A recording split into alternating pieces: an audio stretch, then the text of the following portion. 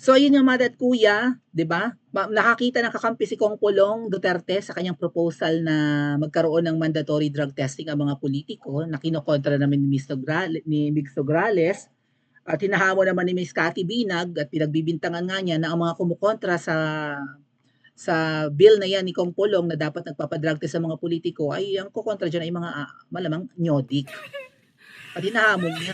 At ini-encourage pa ni Miss Cathy yung mga puting bubuyog na dyan daw sa House of Representatives at sa buong Kongreso, lower house and upper house, na ilabas ninyo mga video or evidence na hawak ninyo kapag yung mga politikong yan ay nakunan nyo or meron kayong possession ng mga videos nila, sila ay nagpipinipigturan or nagpupulburon. Eto nga po yung post ko kanina sa aking social media, mga kuya, ang aking bagong Facebook page, Princess Maui. Kung di pa po kayo naka-follow, paki-follow po yan, Princess Maui. Ayan ang aking, asan bang aking, ang aking profile and cover photo.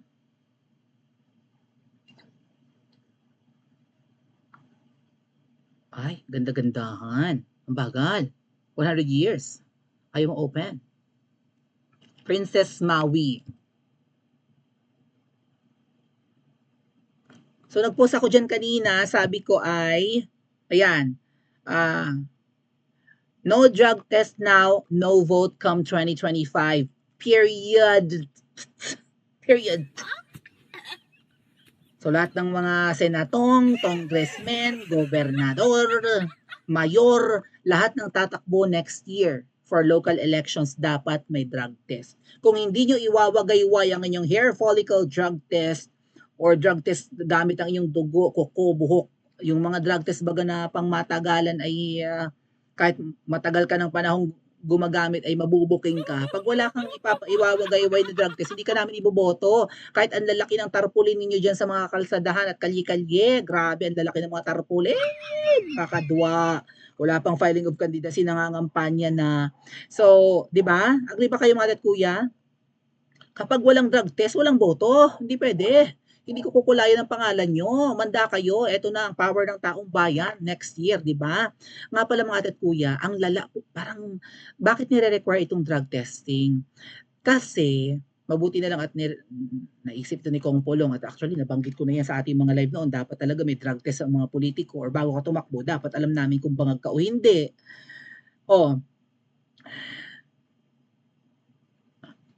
Parang ang daig kasing jodik ngayon, ang daing bangag, parang wala sila sa tamang katinuan. Ay ang pinagyayabang ng Kuting Junior na yan, mag-uupo siya ng magagaling, ng inanita, mag-uupo po tayo ng magagaling, ina mo ka. Eto mga kuya, mag-iinit ulo nyo. Pakinggan muna natin yung balita,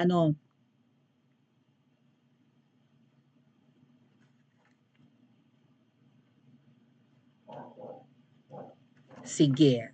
Pakinggan natin ang balita and ganito kagagaling ang mga managers ni Kuting, no? Economic managers, mga inupo niyang magagaling.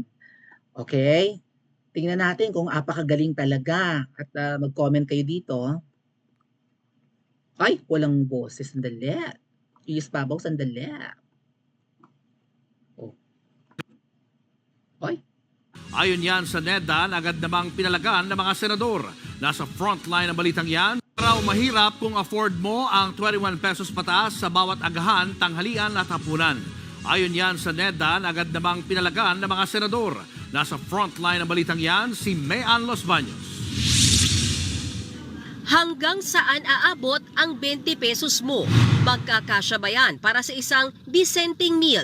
Base sa datos ng National Economic and Development Authority o NEDA noong 2023, mahirap ka kung 20 pesos lang ang afford mo sa kada agahan, tanghalian at hapunan.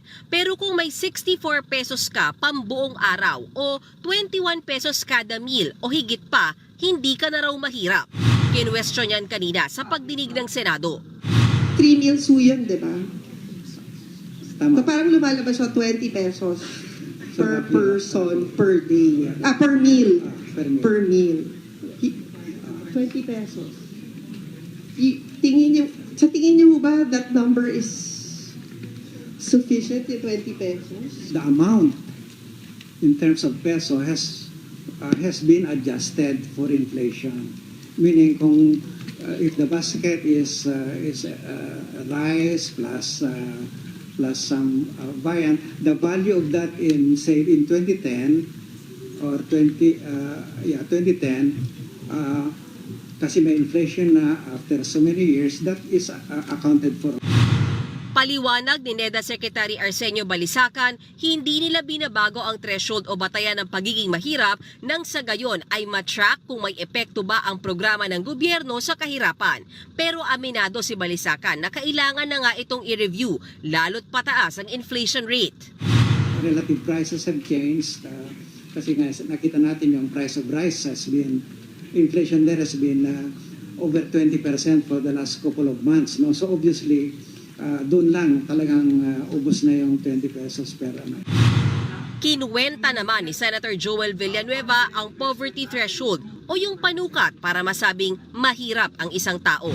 Itinuturing na mahirap kung ang budget mo kada buwan ay nasa 2,775 pesos. Katumbas yan ng 92 pesos and 50 centavos na arawang budget. Ang halaga raw na yan ay maaring makatugon sa pinaka-minimum na pangailangan gaya ng pagkain. Pero kung titignan ang presyo ng mga bilihin, good luck kung kasya. Ang bigas, umaabot sa 65 pesos kada kilo. Ang manok, nasa 230 pesos kada kilo. At matindi, mas mahal pa sa manok ang galunggong na umaabot sa 280 pesos per kilo. Swerte ka pa kung walking distance lang ang palengke dahil kung hindi, dagdag budget ang pamasahe sa jeep na 26 pesos balikan. The question is, kaya bang matustusan yung kanilang mga pangunahing pangangailangan kagaya ng pagkain, tirahan, kalusugan, edukasyon at iba pa. Hindi ko alam kung saan aabot yung 92.50. Hindi ko alam kung kailangan pang i-memorize. So, nag-compute ang isang senador, kapag 92.50 daw ang iyong budget sa isang araw, considered kang mahirap. Pero ang NEDA, ang Balisacan, ang compute niya, pag meron kang 21 pesos budget sa isang kain, mayaman ka na, hindi ka na mahirap. Wow! Kung may budget kang 64 pesos kuno sa isang araw para sa kain mo buong araw, mayaman ka na. Diyos ko po, Ginoo ko, may hawak-hawak kang 100 pesos sa isang araw, parang ayaw mo nang lumabas, di ba? O nakapag-shoot ang ina nga dito si Anis, si Miss Tentay, nagmura na.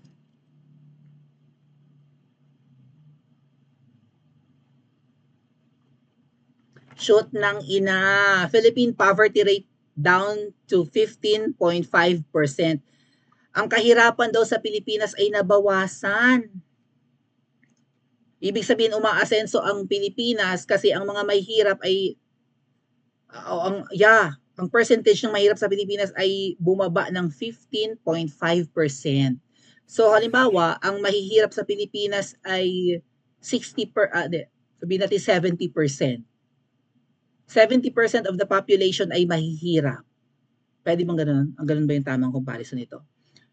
Kung 70% ng populasyon ng Pilipinas mahirap, so 70 million halimbawa, at bumaba ng 15.5%, so 5450.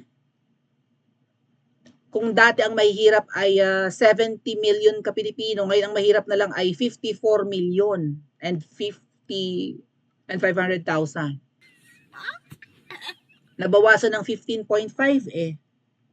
O, kung 70 milyones ang mahirap, naging 54 milyones at kalahati na lang.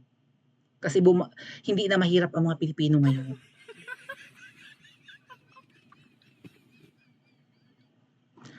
Anong masasabi nyo sa mga miyembro ng gabinete ni Kuting at mga pinag-a-appoint? Bumagsak daw ang kahirapan. Konti na lang daw mahirap kasi nabawasan ng 15.5%. Konti na nabawasan ang mahihirap, umaasenso na ang ibang Pilipino. Umaasenso tayo, nagmahal ang bilihin. Hindi naman tumaas ang sweldo. Paano umasenso ang mga Pilipino? Umaaray tayong lahat sa mahal ng bilihin, tubig, kuryente, iba pang utilities, di ba pa masahe. Umaaray tayong lahat. ang daing walang trabaho sa Pilipinas. Paano umasenso ng wala kang trabaho at nagmamahal ang pagka... Tapos sasabihin nila pag meron kang 21 pesos na budget sa isang kain mo, mayaman ka na, hindi ka na considered mahirap. Parang si Gadon lang, no? Di ba si Gadon, ano daw, kathang isip lang daw natin ang kahirapan. So yung mga namamalimos sa mga kakalsadahan, mga badyaw, kung sino-sino pa yung mga nanghihingi dyan sa mga tulay-tulay, sa mga kalye-kalye, ano sila, AI? Ano sila, projector? Ano sila, nagpipretend lang silang pulubi, nag-effort silang magbanyos-banyos ng mga alikabok sa katawan at uling para magbukang mahirap because they are just pretending to be? Pag may 21 pesos ka, considered ka ng hindi mahirap. Anong kakainin ko sa tanghalian sa halagang 20 pesos, 21 pesos? Kasi kung 20 lang daw ang budget mo, mahirap ka. Pero pag 21, mayaman ka na. Ganun ba? Bakit? Piso ba ang halaga ng isang cup ng kanin? Ano ang makakain yung mga ate at kuya sa halagang 21 pesos and 33 centavos? Kasi pag 64 pesos daw ang budget mo sa buong araw, hindi ka na mahirap eh. 64 pesos, bumili ka nga sa Jollibee ng makakain doon ng 64 pesos, isang kainan. Oh. Ay bigas pa nga lang, yung 64, yan pa lang yung presyo ng bigas. Ano yung ulam mo? Asin? Viand ka ng viand, viand ka ng viand. Yung viand po ulam. Ulam ang ibig sabihin nun. Oh. Paano pagkakasyahin ang rice at saka ang viand sa halagang 21 pesos and 33 centavos? Anong bili ka ng 1 cup of rice, 20 pesos, tapos pisong ulam. Ano ulam mo? Asin?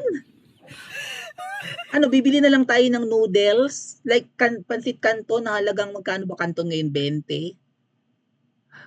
Anong kakainin mo sa halagang 21 pesos mga ate at kuya? Ano ito mga pinag-a-appoint ni Kuting? Parang may mga anis. Parang niloloko nyo ang taong bayan. Tama ba? Niloloko nyo ang mga bangag sila. Niloloko nila tayo o mga bangag ang mga to. Pakicomment nga po sa comment section at mag-like and subscribe din po kayo.